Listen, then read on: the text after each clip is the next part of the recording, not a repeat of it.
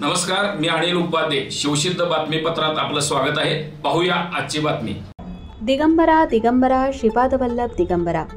श्री गुरुदेव दत्तांच्या गजरात शिरोळ तालुक्यातील नरसिंहवाडी इथं कृष्णा पंचगंगा संगम तीर्थावर गुरुपौर्णिमेनिमित्त भक्तिमय वातावरण आहे. सुमारे 1 लाखापेक्षा अधिक भाविकांनी दर्शनासाठी हजेरी लावतील अशी अपेक्षा व्यक्त केली जात असून पहाटेपासून भाविकांच्या हजेरीने दत्त मंदिर फुलून गेले होते.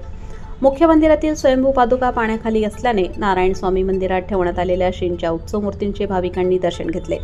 आज गुरुपौर्णिमेनिमित्त श्री दत्त मंदिरात अनेक धार्मिक कार्यक्रमांचे आयोजन करण्यात आले होते.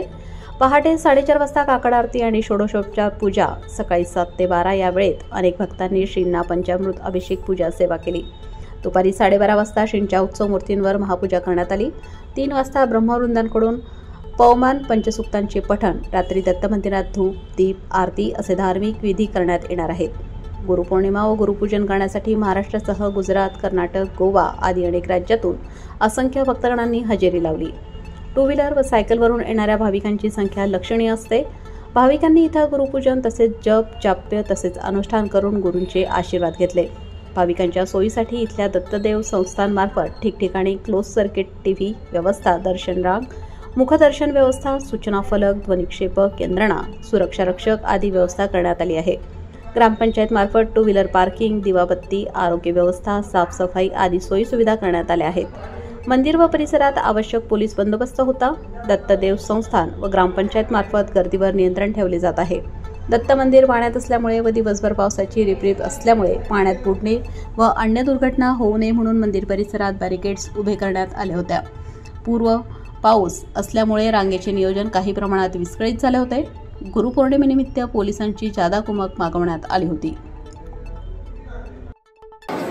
गुरुर्ब्रह्मा गुरुर्विष्णू गुरुर्देवो महेश्वरः गुरुः साक्षात परब्रह्म तस्मै श्री गुरुवे नमः. आज गुरुपौर्णिमा विशेष दिन.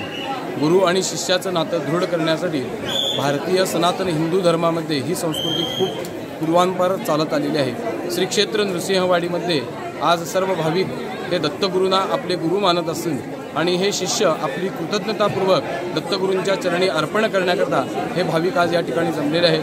अत्यंत उत्कृष्ट पद्धतीनं या ठिकाणी भाविक रांकेत शिस्ततेनं दर्शन घेत आहेत.